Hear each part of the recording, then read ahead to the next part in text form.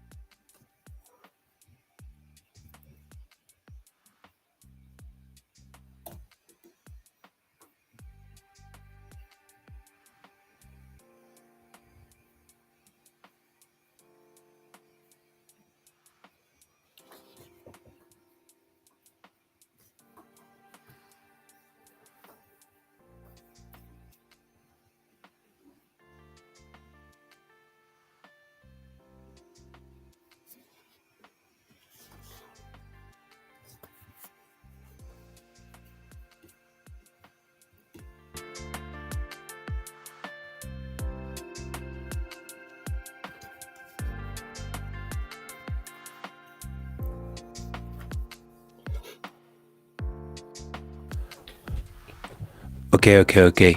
I wonder, can people hear us? Is this how it starts? Yes, please tell us if you can hear us in the chat. Yeah. Uh, uh, uh. So, what's going on? Oh, we have an overlay. What about if we do this? Oh, Yeah. look at that. Uh, let's hide our faces again. Oh, and now. Oh, look at us. Okay, so let's do this. Let's wait for just a couple of minutes for people to arrive. But yeah, Yes, I'm they can going to hear hide us. myself just to let you do your thing. Okay, Patrick? Okay, perfect. I'll talk to you in a minute. Hey, everyone. So, welcome to the first event of Together. I'm Patrick, your host for today. I work as a social media manager for Together Motion Lumi, and it kind of feels like I'm talking on my own. So while we're waiting for everyone to join, please tell me a bit about you. Where you from? Where you tuning in from? What do you do? Your names. We'd love to hear from you. So click us in the chat. Okay, so we have people from France. Who else? Where else? Where else?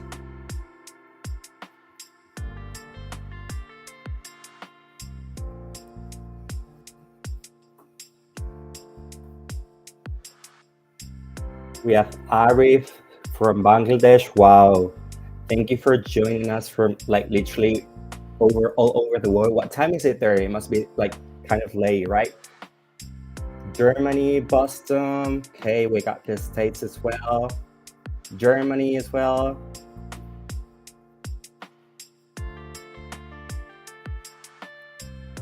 Yo, I love seeing all the comments there. That's so cool.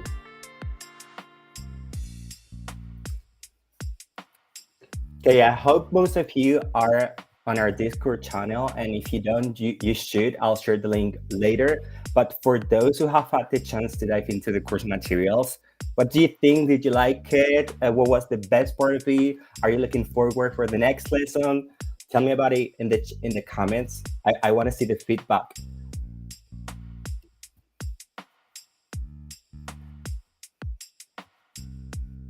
Okay, we've got people from Oakland, Mexico, Sri Lanka as well, Peru. Hola, hola. Okay, let's wait like a minute more and then we'll get started.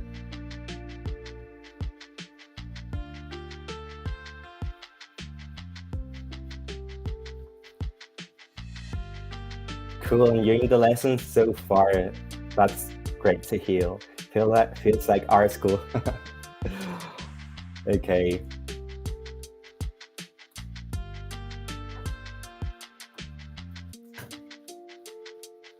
you know, I always love asking for feedback, is that way we can improve in the next courses. I think it's one of the most important parts of having a community. So we really appreciate your feedback. Okay, okay, Okay. okay, okay. So, what is the point in which we say, okay, let's get started? Is it 29 people, 30 people? It Right should now, be, it's 28 people. yeah, So, it should be now. It should be now. So 32. Come on. You want us to get started? You go tell a friend. Okay, we need 4 people more to get let's started. get those numbers up.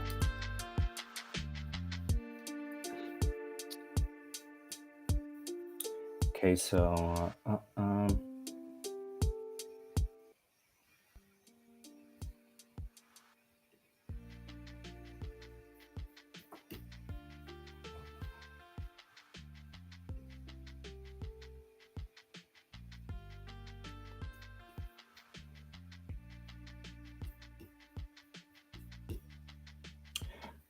okay, so we should get started like now. What do you think, Paps?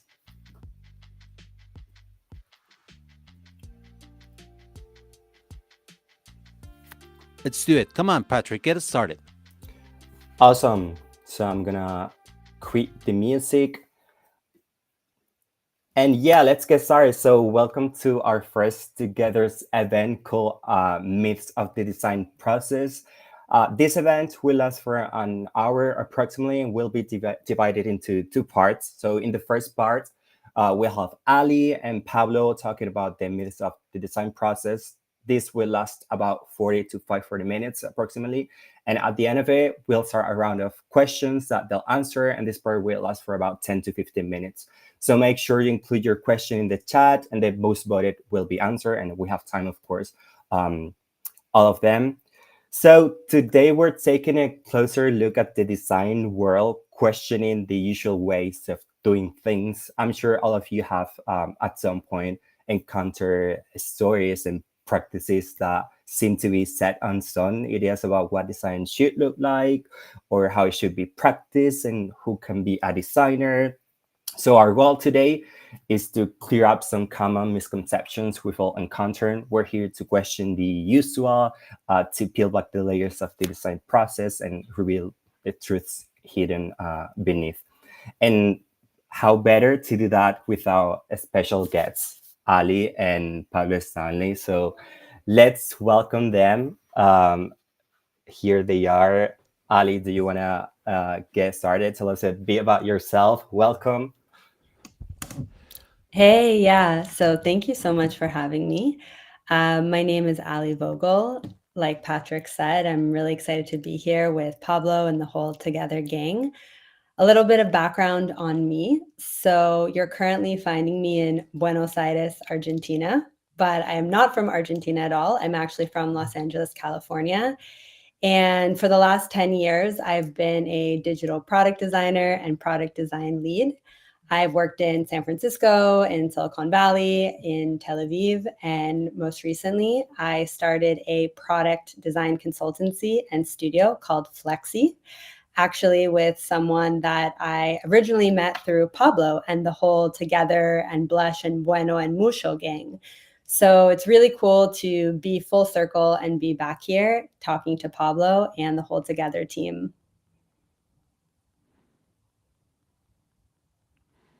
Awesome, awesome, Ali. Yeah, thanks for reminding me that you stole someone from our team. Yeah. Not a steal, but always happy to poke you about it. No, hey Ali, I known you for a while, so but I would love to know about. I don't know if you can tell us more, like about Flexi, what you're doing, and just like so people get to know a little bit more about that before we jump into what keeps you busy lately. Definitely. So, the way that Flexi was born was actually from helping different startups and working on different freelance projects. So, as a product designer and product design lead at Microsoft, I found myself in a situation where living in Tel Aviv, there were always a lot of startups that would approach me and they would ask me for UI advice, UX advice, hiring advice, mentorship advice, and even some of these skills translated to the work that I did with you, Pablo, and some of the different initiatives that you've taken with the company over the years. So I found myself actually really, really loving this kind of work and found myself in the position where I was, doing this for companies on a global level. And what ended up happening was I was approached to work on a project that was just really big in scope. And at the time, Jules Newland, who used to work with you, she was looking for a new gig. I offered her a small project, and that translated into a much bigger project. And as time went on, I realized, wow, this is so much fun. I love working on projects. I love working on projects with different companies. I love helping startups succeed. I think it's really cool to be able to take experience working in some of the biggest and best global companies and be able to actually translate that to help others find success. And so at Flexxi, we really focus on three core areas. The first one is pure product design, plain and simple, in your words, no PowerPoints, no presentations, no bullshit. We just hand you the good stuff. The second one is around mentorship and coaching. So, working with teams that are maybe, one designer or a couple designers or who are looking to really up level, and we help with the mentorship and coaching aspect. And then the third is talent. So doing staff augmentation and also helping companies hire best in class designers on a global level. These are three things that we do and we focus on. And that's what keeps me busy. I'm finding that this is something that's really in need. It's really in demand. And the more time we're doing it, which is super recent, the more people that are requesting these kinds of services. So that's what you can find me doing today. And the reason I'm in Buenos Aires is because Jules is currently living here, and we have a team of designers that work with Flexxi that are based here. So we're just kind of setting up the framework, getting going, and enjoying the beautiful summer on this side of the world. That's awesome. It's what is the typical food over there in Buenos Aires that you're like? What is their taco? Is it just meat? Well, it's the empanada. The empanada. Okay, cool. Like, and what kind of empanadas do you get? So you can get veggie empanadas if you're like you, who's vegan. There's also empanadas de carne, de pollo, as they say here. I'm taking some Pusho. Argentinian Spanish classes, and I'm developing a pretty weird accent and vocabulary, but it's really fun. So next time I come to Mexico, we can compare my Argentinian Spanish with your Mexican Spanish. Vale, vale, vale, vos. She. So Sure. yeah, like, what are the words that you're like finding over there that are typical? You're like they're becoming part of your vocabulary. Wow. Dale. Dale is the biggest one. I know And what it's does that not mean? particular to Argentina, but it's like yalla in Hebrew. Let's go, dale. Dale, let's go. Just and you said in Hebrew is yala? Yalla. Well, that's actually Arabic, but Yeah. both in Hebrew and the Arabic language, they say that for like, yeah, let's go, dale, yalla. So it's Yala. it's the Okay. new it's the new equivalent. I want to use yala now for everything. To I use dale, or vale, or let's go, vámonos, órale, and also do it now. Let's go. Yeah, like that. Stop with the Hey, nonsense. Ali, you were saying also that I really love that approach that you were saying. It's just like, hey, we just get like no BS. We work on the stuff that you need, and also, but also on the other side, there's like mentoring and helping. I don't know, like these teams to do it themselves instead Yeah. of teaching them to make the bread, and instead of just like fishing, like giving them the bread already made, right? Yeah, exactly. And I think this is one of the biggest things that we hear is that we don't want to work with an outsourced agency. And that's not how we see themselves at all. I actually cringe at the word agency. I hate it. I don't use it. And this is really because we're all about integrating into teams and helping teams be self-sufficient. So like you said, to the product design work, oftentimes with startups, I know with Musho and with other startups that we work with, you're like, guys, we have things to do. We can't be bothered with this, whole lengthy process and showing everything. Of course, there's a lot of strategic thinking and background work that needs to go into it. But when you're working with stakeholders, oftentimes they want the designs, they want the Figma files, like they want to be able to start working. So for us, we always try to find the balance between process and just UI work, and that's something that we're even discovering now with the case studies that we're releasing. Is like, how do we find that balance between Yeah. being strategic and really thinking about product work and just like getting shit done, as you say, and then Yeah. also with the mentorship and coaching, right? Because you know teams, they want to build things in house, they want to be self-sufficient, and oftentimes startups, they don't have the resources to be able to hire the head of design of this super successful company. But what we teach you is the skills that are learned in these big companies. Like, for example, when I worked at LinkedIn, there was a baseline level of just professionalism that we learned, and that translated to any role, and especially in design, it's super important. So these are the types of things that we teach the in-house designers that we work with, and also the Flexxi designers, right? Like how to set an agenda, how to make sure all stakeholders are aligned, communication, how to present your work in a convincing way that your stakeholders are going to understand how you got to that result without boring them with all these like charts and graphs and other pieces of research. It's just like, let's be clear and concise in the way that we communicate and we deliver results. And let's have fun while we do it as well, because I think that's also a really important aspect of our day to day. So those are the things that we focus on. Those are the things that we mentor and we teach. And that's basically what we do internally and also externally with the different clients that we work with. Now, you were saying in the beginning that you cringe with the word like agency, and I mean, you've been working at a pretty big company, so I'm pretty sure that working in companies. Oh my God, this thing is not focusing. I suppose you work with agencies too, like maybe your internal team gets to work with different agencies. So I want to think that there's the cringing comes from something like that, or why would you cringe? I think it's more, the perception that agencies get, which is, we're these entities that are really expensive, and we're going to come in and we're going to teach you and show you everything you don't know. And it's actually funny. One of the clients that I currently work with, they were looking for a new logo design, and they went to, I won't name them, but one of the biggest design agencies in New York. And this agency quoted them like $100,000 for a new logo Pentagram? research. I won't name them. Who was it? I now want to know. I want to know I, the I gossip. I won't name them, but you're on the right track.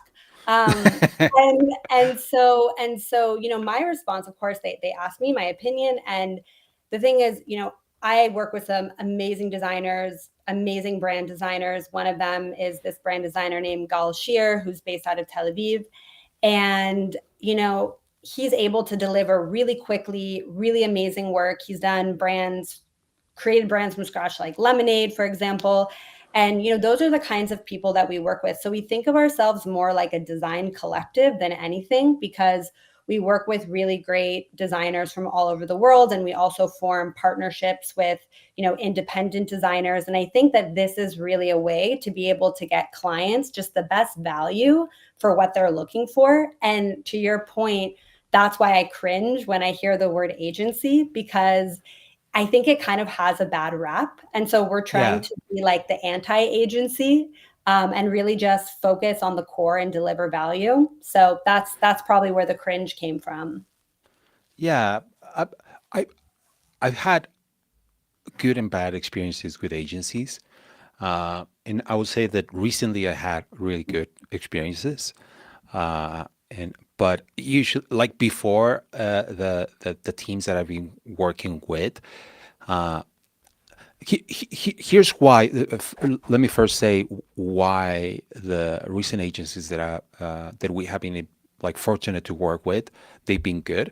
It's because they used to be part of teams, or they used to do their products. They're really involved in the product process and the design process, and they used to be part of other big teams or internal teams.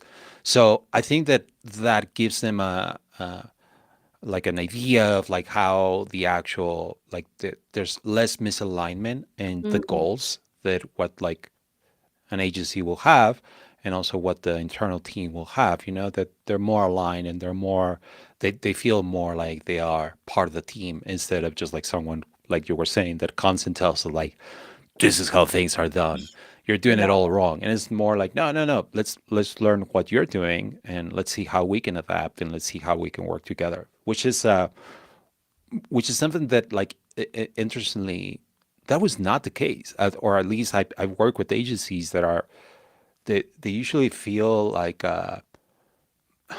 you can see that they come, they don't have that investment that an internal team will have, then, and they come with their ideas, and usually they come with their ideas that maybe work for another client or for someone else, and they want to have that system. Oh, god damn it, come on, camera, here I am. It's just like it gets out of focus. Sorry. I think it's because I keep moving, uh, or maybe it's because I'm literally out of focus, and I'm just like talking a lot of different things. Maybe it's that, and it's just being reflected by the image. Anyway, sorry. I think there's a lot of they come with this like one size fits all kind of approach, where like, hey, we have our own way of doing things, and we're just like going to just like push you through our way of doing things, and trust us because we're a big New York agency. So, and you're paying us a lot of money, so you should do you should do what we're telling you to do. And sometimes that can create that I don't know, like even resentment, from the internal team, where it's like, who the hell are they to tell us what to do?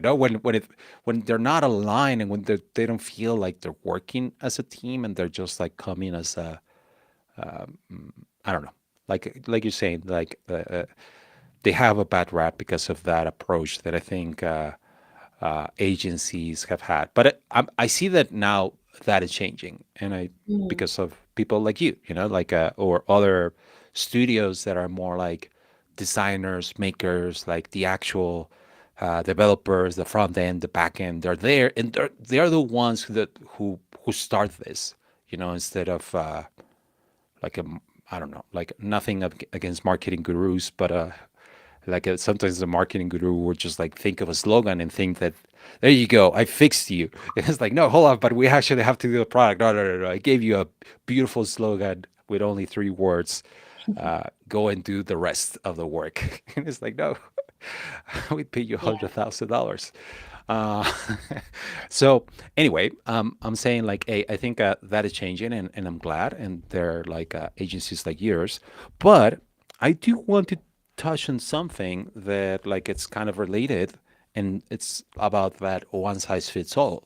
where sometimes that one size fits all comes as the design process, and it's this approach of like how to solve design, and this is the way that you solve design. And I wanted to know, like, since you've been in different companies, now you have your own studio, and I want to know, is there that one solution, or is it like what has been your experience about like, and also it feels like a cliche, just like you were mentioning the design process. Now it's just like, dude, just Mhm. I don't know, for me it's like, dude, just do the thing.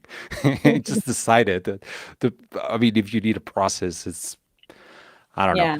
But you've been in many different companies, and I'm pretty sure that many have different approaches. Or have you Mhm. felt that there's a specific way where there the one way that we should all try to do, or like, Right. tell us more. And that's a great point. So the whole reason actually that I decided to call Flexxi Flexi, pre, starting anything actually is around the fact, to your point, which is different companies have different needs and you need to create some sort of flexibility and flexible solution. Also, I found myself in the position where I needed a more flexible lifestyle, something that was a little more location agnostic. And I realized that for a lot of designers, it's exactly the same case. So why not be able to create a situation where the best designers all over the world can work together and work with, different stakeholders that basically need different kinds of solutions. So that's how Flexxi came to be. And to your point about the design process, we really like to implement that same flexible mindset way of thinking in every single project that we do. So actually, one of the best things I got out of Microsoft, which is an amazing company, and I really only have great things to say about this place, especially the designers there. Um, is that they have two ways of kind of thinking about things. One is a flexible mindset, and one is a fixed mindset. And they really promote this idea of having a flexible mindset or a growth mindset. And so when it comes to the different problems that our clients are trying to solve, this is how we like to think about things. Every client is different, they have different needs. And so we need to adapt to that. And when it comes to the design process, some companies are in a different stage of their development. So they need more research. They need more of us to be able to, look at the competitive landscape and be able to show them, what different products are doing, what works, what doesn't work, and the direction we should go. And some companies have a very clear vision and they're like, hey, we've done the research, we've worked with, uh, different stakeholders to get here, and we're actually just looking to execute. And that's a whole different frame of mind. So when it comes to the designers that we would pair them with for those specific projects, we want to make sure that they understand that it's not that we know better than they do. We have different perspectives, and of course we can do our own groundwork, but when it actually comes to the process itself, we want to make sure that the process is more reflectant of the actual needs of those clients. So when I worked at booking.com, for example, we had a really specific way of working. We worked as a squad. We would go through the different phases of brainstorming together, doing design sprints, coming up with ideas, actually voting on the next feature that we would design. It was very democratic in that way. And the PM didn't have authority over the data scientist, over the team lead, over the designer. It was a more democratic process. And we would actually build our roadmap together. And at Microsoft, we did things a little differently. We operated more as a design studio, and we were paired with different products, but the PMs really led the roadmap. And when we would, start a process of building a new product, again, if we were at the stage where we just had a document that said, hey, we need to build this like storage solution, we would go through the process of doing a lot of research, of looking, at competitors, of doing more visual research and taking existing products and really benchmarking it there. But I've also worked on products where it was more execution based. And it was like, hey, we have like really tight timelines and we need to deliver. So familiarize yourself, but get going and solve these usability issues that we have.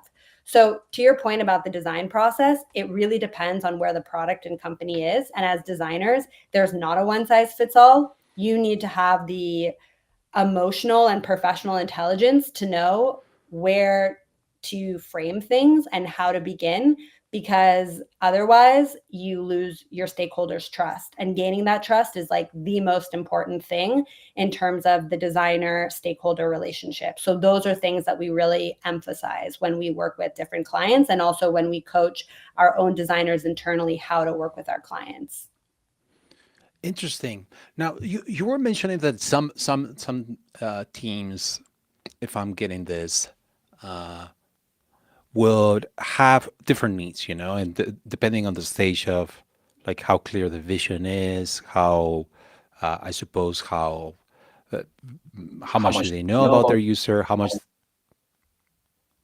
Sorry, did someone talk? Am I getting some feedback? I think so. I No. don't think Okay. anyone. Okay. Sorry. I started hearing myself, and I was like, "Who is that?" Oh, it's me. There was some kind of thing. Sorry, technical difficulties. But I think sometimes can be about the project, but I suppose like you seeing different teams, working in different teams, and working with different people.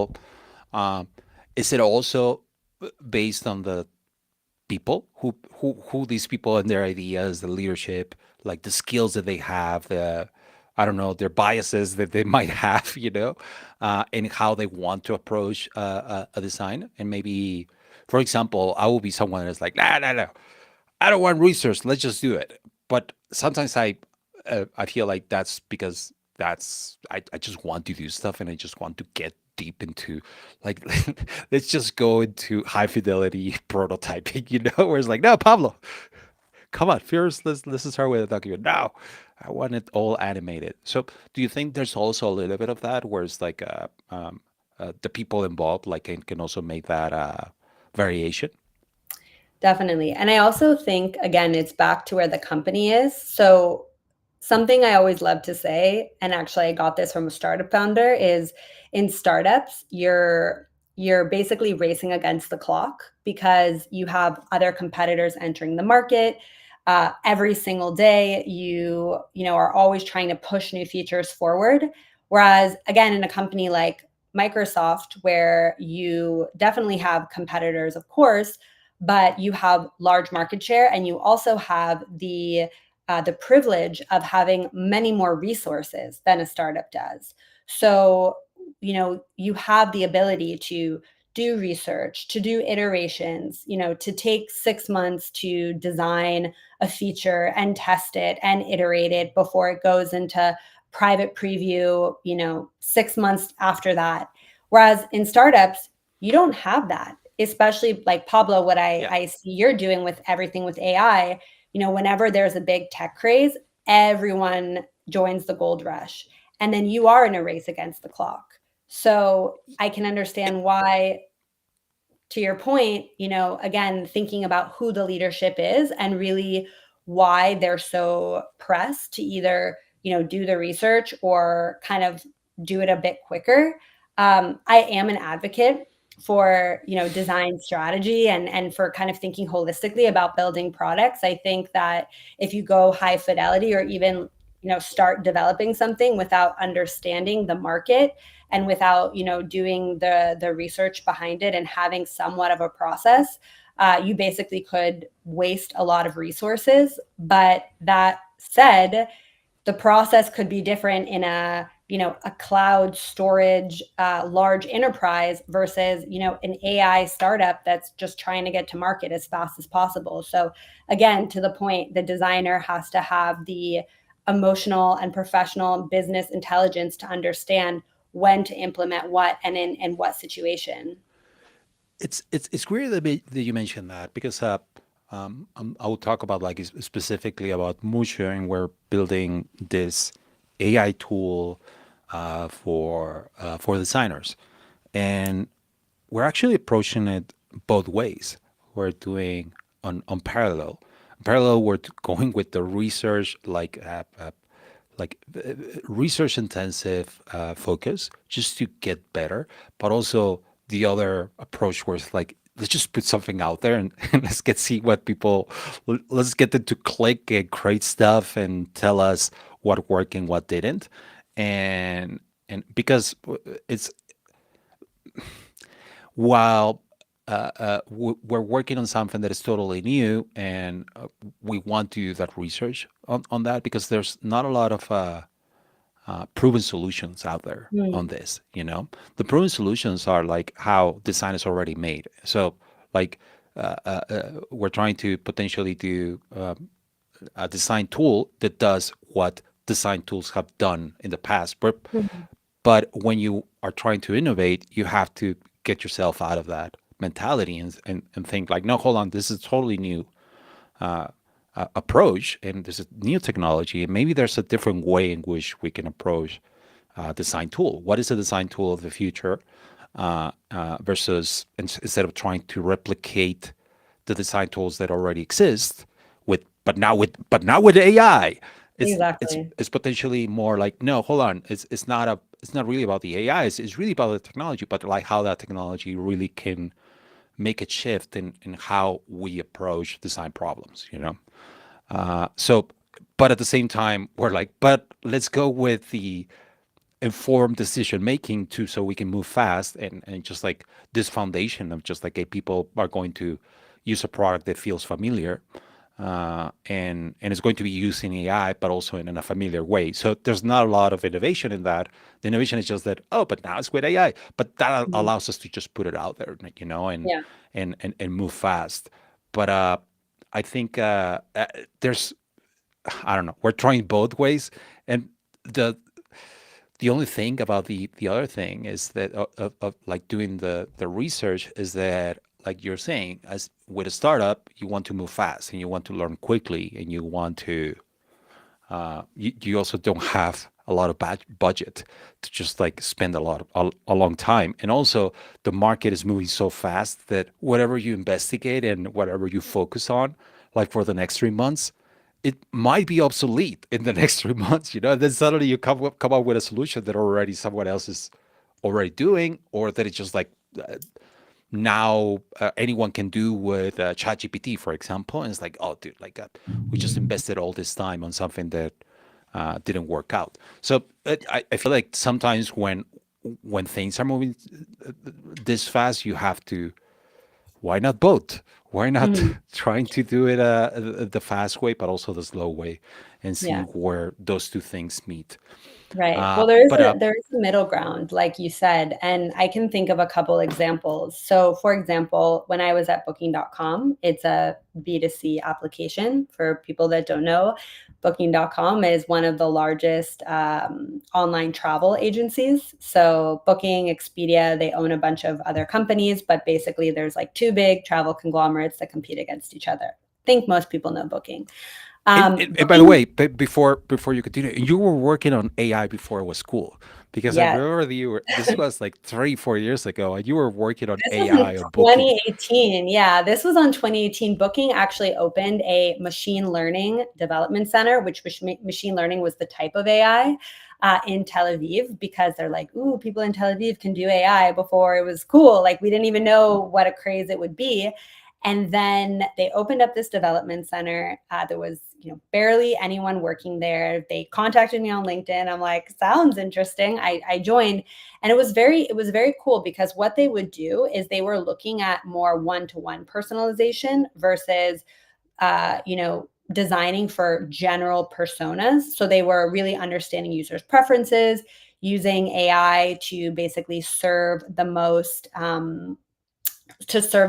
personalized and customized experience.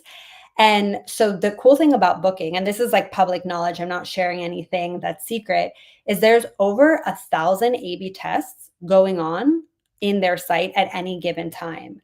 And so what this means is that you're going to see, no matter or across the world, across like your different user profiling, all different kinds of pricing, components, personalization, because they're doing exactly what you said. They're taking the approach where they do, qualitative research, and they are like looking into new markets and new products.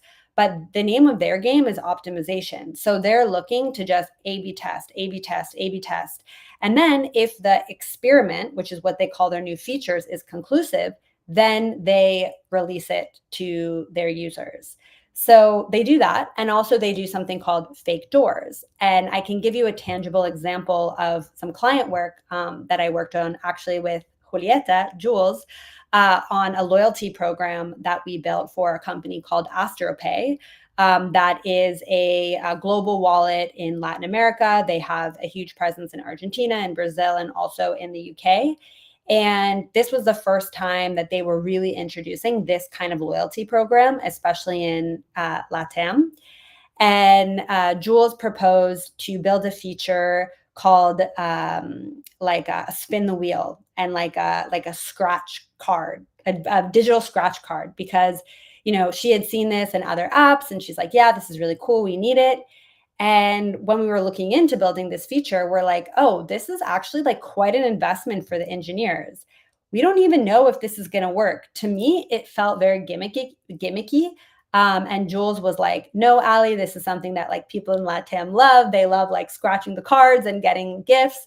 And for me, coming from like more of an American perspective, loyalty programs mean, spending with points and getting like travel perks. So again, we were coming from different perspectives. And the way we bridged this gap is we said, let's do a fake door test. So let's put the spin the wheel and the scratch card into the loyalty program. Let's not develop the whole back end, but let's see how many users are actually clicking on this. And if enough users click on it, then we build the feature.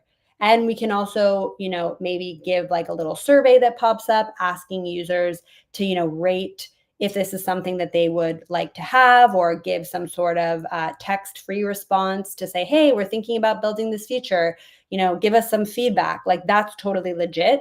And we ended up doing a fake door instead, because we realized that instead of doing the investment, let's actually do a small investment in order to see if this feature is even worth building.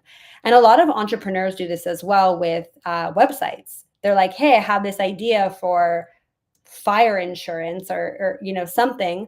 I don't know if I want to actually build a company. Let me just build a website. Let's run some Facebook ads. Let's run some Google ads. Let's invest, X amount of money. And if enough people, click on it and request more information, like maybe there's a business here.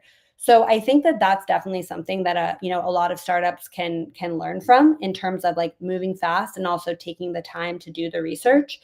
To your point, Pablo, and I've always admired the companies that you've built because of this, because you're great at just like building things. Like I don't think I've ever experienced a team like you and Mariana and the whole like Musho team do, where you just like release products really quickly and amazing products, and that's you moving fast. And at the same, you're like, yay, compliments. But at the same time, right, like it in parallel, you can explore more strategic areas that would cost more to develop, or put little signals out there to see like, hey, is this something that our users would actually pay for, or our users would actually benefit, all while, doing the background research and at the same time, just like shipping product to market. It's really interesting that you.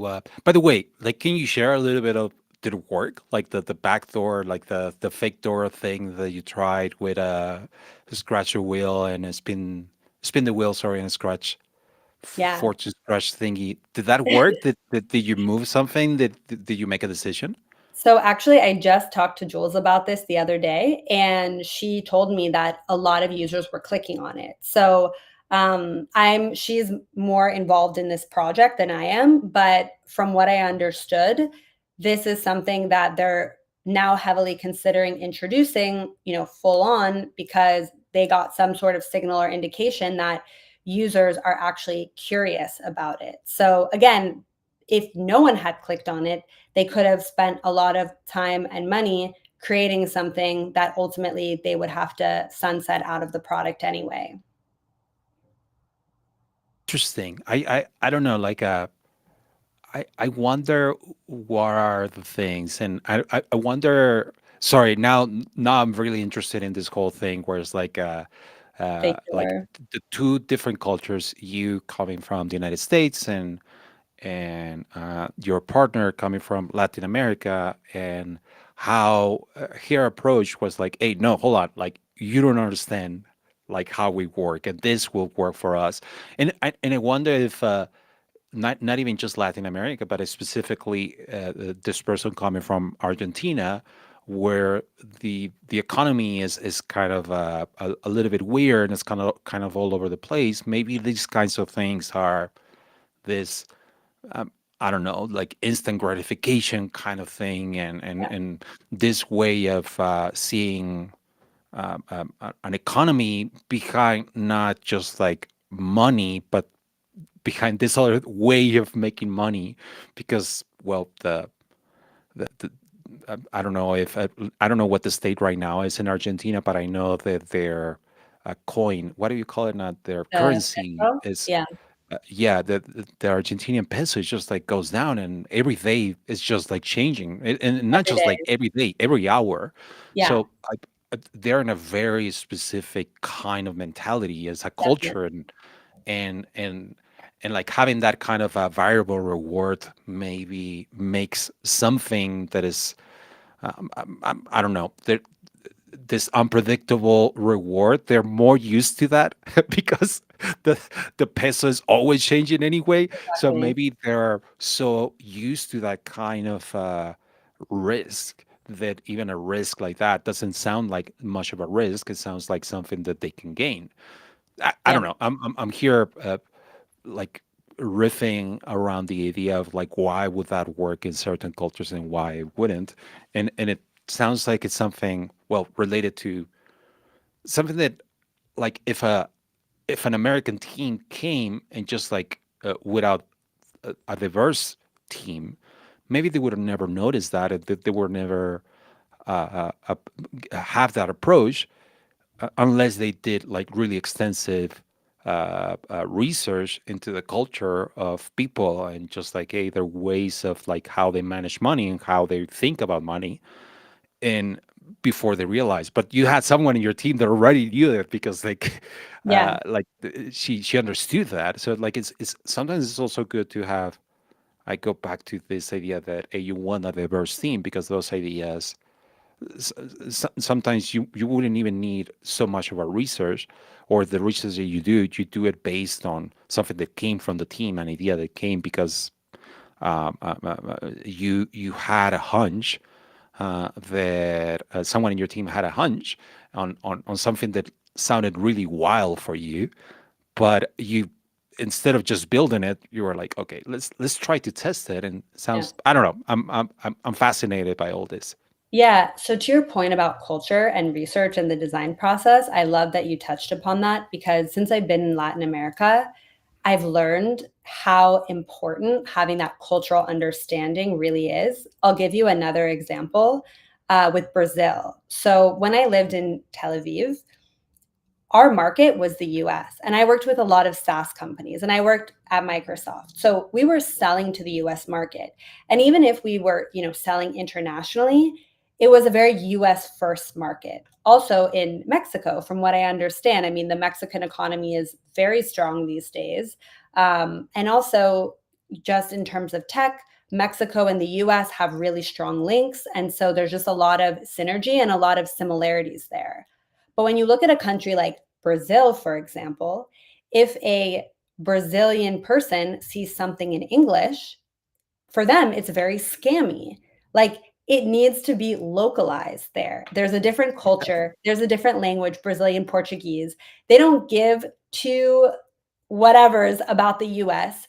Brazil is like 220 million people. It's its own island in Latin America with its own language and its own culture. It has a huge financial system. So a US based company or another Latin American based company that tries to come to Brazil and build a fintech company or build, another sort of platform that might work in, Israel selling to the US market or Mexico selling to the US market is not going to work in Argentina selling to the US market. And when you're looking at Argentina, to your point, since I've been here a month and I've seen that the prices change every single day. The salad that you buy one day, a week later, is not going to be the same price. And now, with everything they're doing with their economic reform, the dollar isn't proportional to the peso. So things just get more expensive. Inflation here is wild. So people in Argentina have a very different way they manage their finances. First of all, they don't trust financial institutions. So when you're building a fintech app for Argentina, to your point, if I'm coming in as an American who has worked abroad, or maybe I've even worked with Mexican companies, Israeli companies, I don't know the first thing about the emotional attachment or disattachment that Argentinians have with their finances. So it's so important, first of all, to get a localized experience. What does that mean? Either working with local designers or doing the research, having focus groups, conducting user research about that relationship. Because otherwise, if I try to build a rewards platform and just, copy paste what Chase does or copy paste what Built does, it's not going to work in Argentina. It's not going to work in Brazil. And that's something really important to know as a designer, because it can work in some markets, right? Like if you're looking at an Israeli company that's selling to a US market. But then again, if it's an Israeli company selling to an Israeli market, people have a different relationship to the way they think about, all these things. Like we can't take this for granted. So to your point about the design process and thinking about, how economic and social structures affect all of that, that's absolutely something to take into consideration. And that it's something that at the core, we really understand at Flexxi, and having Jules be part of building this and building these products has helped me realize even further why it's so important to, fly to Brazil, talk to Brazilian designers. We wanted, with the same client we work with, to expand in Brazil. So I got on a plane, went to Sao Paulo, started messaging designers from Brazil. People were actually open to meeting with me. They thought it was kind of scammy because I was writing them in English, and they're like, who is this designer from Microsoft who's starting this new thing? But I was lucky enough that some people actually agreed to talk to me and meet me. And it was so interesting to hear and to understand, okay, if we're going to build an app for Brazil, even if it's the same company that functions in Argentina, we have to use Brazilian designers and people that understand and speak Brazilian Portuguese if we ever want a chance of being successful in this market. So to your point about the design process, in some cases, you can just run in and start working. And in other cases, you can start that, but very quickly you'll understand that you're setting yourself up for failure if you don't have the proper understanding. Again, context dependent. That's very important to say, context dependent on what the product actually is. Really, really interesting, Ali.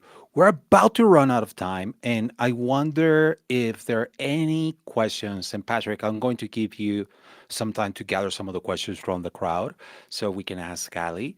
But I wanted to, and before we do that, I wanted to, and anyone, we're here on the chat on, I think on LinkedIn, on YouTube. If you're any of those platforms, we can read your comments. So we can ask and we can actually put the questions here. But I wanted to ask you, Ali, something. I mean, we've been talking, you've been talking about like, hey, I need to learn about like people in Brazil. So I went to Brazil. It is like, oh, wow, that is really cool. I kind of envy. I didn't know that research involved that. That's really cool. But I suppose not every team will have that privilege to be able to just like, hey, yeah, like fly someone over there, or just like a get to meet the real people, you know? And so, and I suppose it sounds like you would always advocate like, hey, meet with the people. Now, I'm going to say AI is coming, and AI everywhere, right? And you can ask these little robots anything, and they will have an answer. And they sometimes they invent those answers. But I wonder, like, how do you see AI shaping the design process? Like, because I suppose like a lot of these questions, you could have asked just like a bot, just like, hey, tell me more about the state of I don't know, the cultural aspects of how people see money in Argentina, and give me all the historical context, and give me all this stuff, and just like pretend that you are a person, and I'm giving you this problem, and then AI will actually do something. I don't know if it's good, but it will try, which is, I don't know. I want to know, like, how do you see that? Like, is this, and, and sorry, I'm going to continue. And we can argue, oh, but it's not a real person. It's a robot, So what can a robot tell you? But yeah, but all of this stuff, and more you that you worked on machine learning, and these large language models are actually based on real information, are based on the knowledge of the world. Mhm. And maybe there is something there that can help you. So anyway, I'm just like dropping this question to you, just like, hey, AI is coming. How does that affect research, and how does that affect the design process in general in the future? How do you see that? So with AI, I think the biggest benefit is the background information we can get from it. So, like you said, AI, how it works is it takes in, you know, many, many millions, billions, even pieces of data, and it comes up, it goes through that black box, and it, aggregates and answers. And a lot of that is, based on information, and some of it is deduced. So you never really know what you're going to get. And sometimes the information is amazing, and sometimes it's a bit laughable, which is why the human perspective is really important in being able to go in and, like you said, ask AI, like, how do Argentinians relate to their finances? What is that emotional connection like? You can get amazing information from that. You don't need to necessarily fly to Argentina to get that information. But I will say there is a level of that human connection that you're not going to get from AI, which is why you can take that background information. You can go on LinkedIn. I'm like a huge LinkedIn advocate ever since I, started working there in 2014, 2015. And you can just, connect with people, even if you can't go to the place yourself, and just ask for a chat, ask for information and say, hey, I'm doing some research. Like, I'd love some of your time if you wouldn't mind, grabbing a virtual coffee with me. And I found that people tend to be really open when you come with a genuine proposal, and also Yeah. always offering, like, yeah, let me know if I can ever be helpful to you, and, maybe buying them like a virtual coffee or something. But if you're coming in with that background information and you're not like, oh, so tell me about finances in Argentina, but you come with some information, some background of their culture, like, yeah, I know, you had this financial crisis in 2001, and you just elected this new president, Milei, and he's been doing all these reforms. So how do you feel about your finances now? How do you pay for things? How do you, deal with cash? How do you deal with digital finances? How do you deal with the, 50% inflation rate that you have, et cetera, et cetera, et cetera? People are like, wow, this person actually knows something, and now we can have a more in-depth and more informed conversation, and they'll come at you with a much more familiar perspective. So if you can't fly to a country that is a potential market for you as a designer, you can always go on LinkedIn and try to connect with people. It's a great way. So that's one thing. And just to that point, I mean, AI, as you know, with the work that you're doing with Musho, it gets you 80% of the way there. By the way, I just want to do a little plug with our Flexxi landing page. We actually used Musho as our first draft when we were creating that. Right. So it was amazing to be able to use that tool, and then as a designer go back and adjust things to how we needed it to be for our specific use case. But that really gave us the leg up. So when doing research, when doing all of this background information, when you're trying to just be more effective, whether you work in a huge agency in New York, or you work at Microsoft, or you're working at a tiny startup and you have or don't have the resources, use the tools that you have available to you. AI is obviously one of them. Second is talk to people, connect with people. That's, definitely going to help a lot. And just be open to also understanding you don't know a lot of the nuances and intricacies of that culture, perhaps, that you're entering or you're designing for. And so that's when you need to have this really flexible mindset to understand that maybe some great ideas that you have, working in the US market are not going to work in Argentina, and you need to connect with local people, and basically do tests and do research in order to get to a really great potential final result. Dope, dope, dope, dope. I'm going to add a question from Efrat. Efrat Karif Marianer. Hopefully, I'm saying your name correctly. But they ask, do you have advice or insights for a one-person design team? And you were actually just like mentioning either you work on a new team or a startup or a small team. But what is the advice or insights for a one-person design team for freelancers in terms of adapting the design process and everything you've been mentioning. Yeah. So I would say get your stakeholders involved. One person can't do everything by themselves. There just isn't enough time in the day if you're expected to actually be doing delivery of design assets to developers. So I would say people like to be part of the process. Work with your cross functional stakeholders to see how you can manage up and basically tell them what you need from them in order to have a successful design process. So, an example of that could be like, hey, CEO, I know you have a lot of domain knowledge on the fintech industry in LATAM. I'm really interested. I'm really curious in this.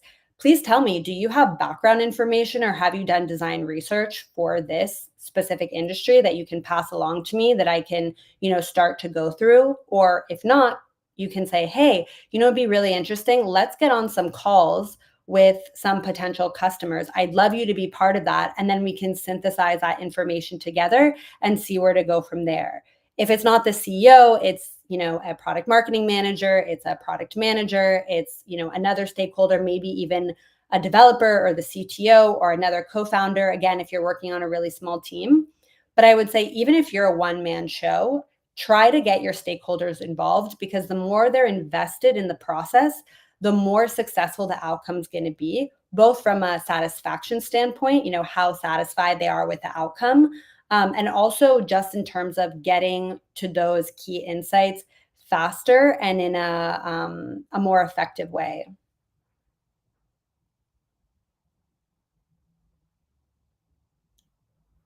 Oops, I'm still. Thank you, Ali, for that response, and thank you for that question, Efrat. I think there's a lot of questions here. We're a little bit over time, but just um, I'm going to ask, like, empanadas de pollo. That what you recommend? Pollo. Empanadas de pollo. Yeah, they're great. There's great ones around the city. Again, if you're a vegan, like Pablo, you can have empanadas de vegetales. I don't think there's an Argentinian flair to that, but they're really yummy and delicious. And pollo is always a fun word to say. So go ahead and order it. Yeah. And do you know what's the best pollo? What is the best pollo? Yeah, pollo. Oh, empanadas de verdura. Right. That is correct. I love that Ali didn't understand my joke, but some of you might have. The best pollo. Okay, I think we're out of time. We had I know that also you're a very busy woman running Flexi and going into the world, just like interviewing people about the finances and getting them to give you their credit card information. Is that what you're doing over there? Is Yeah, that what people are like? basically Ah, are you trying to scam me? scamming Uh, left and right. yeah, Ali, just like hey, give us where can people find you? Where can people know more about you? Do you have any job positions open? Like I don't know, more. Let's do a plug. Like plug everything that Definitely. you want to plug right now. So the best way to connect with me is on LinkedIn. Please go ahead and follow us at Flexxi Design on LinkedIn. You can also connect with me personally. I see there's tons of questions, and I'm really happy to answer any and all of them. And again, if you're looking for freelance work, if you're looking for design work, please connect with me as well. We work with freelancers all over the world. Location doesn't matter. We are flexible in that way. But we are looking for people that enjoy this kind of work, doing the research, but also just delivering stunning UI for clients and for customers. So please connect with me if that sounds like you. And in addition to that, we work with startups. So we work with startups. We actually also work with enterprises as well, big and small. We work with 10-person startups with one designer, and also many 100-people companies that have a design team that are really looking to up-level their design and the way their designers operate. So connect with me if you have a project in mind, a way you want to collaborate, even just some advice. I'm always happy to be generous with my time. So please do that. I look forward to hearing from you, answering your questions that we weren't able to answer right now. I also would love to know the joke that I missed, so I'll connect with you guys offline about that, and I'll make sure to post it on our page. And thanks so much for having me. I really appreciate it. Yeah, thank you, Ali, and thanks everyone for joining us in this very casual call. We're going to be talking about the myths of the design process. I think we ended up validating the the design process. I wanted this to be more controversial, and then at the end, we don't need the design process. Just do whatever you want. Light it on wanted fire. a nice outcome, and then now after this, I'm more convinced. Like, oh no, we actually do need it. So thank you, Ali, for convincing a non-believer, uh, and everyone who is here. We are doing this every Thursday. We're getting together just like to chat. Usually we talk about the stuff that we have been covering on our course. We have a course called Mastering Gorgeous UI Design, and I think it's that QR code that is there. Is right there on your forehead, Ali. So you can get it there. I think, and also just like we have a Discord, and we just like get together there and we ask questions and we try to learn and together, and we're doing exercises, and it's been pretty fun. And maybe Ali, you can join us in another call in the future. Just like because you have so much knowledge, so much experience with now doing Flexxi is just like it looked like the best the right step to get into. So like congratulations of that. And that's it. I'm going to leave all of you with a video. This is the first time we show this video. And this is about like the tool that you were mentioning, Ali, Mucho. We made a little video. And I want to show it to all of you. Mucho is a tool, like it's also helping us support this program thingy. And I'm going to do this commercial. And we're going to end it like that. Again, Ali, thank you so much. Everyone who's here, thank you so much. We'll see you next Thursday. This is going to be this is recorded, so it's going to be live. And also, we're going to make a shorter version of it. So like from 1 hour, we're going to make it like 20 minutes, just like grab the best stuff to put it out there. And that's it. I'll leave you with the video. Ali, bye-bye. Everybody else, bye-bye. To the whole team, bye-bye. And let me put Patrick here so he can say bye-bye. Bye-bye. Okay, now here's the premiere of this video. Come on, this video is pretty cool. Okay, I'll leave it here. And adiosito. ¿Y cuál es el mejor pollo? Pollo. Pollo.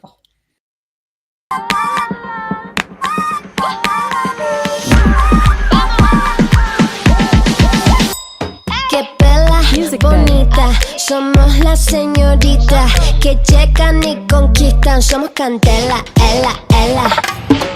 Yin para yang hay de todos colores y sin renegar aguantamos dolores, abriendo caminos para generaciones que vienen detrás con todos sus seguidores. Somos como las flores exquisitas, miles de tamaños, figuras y pintas, como las estrellas infinitas.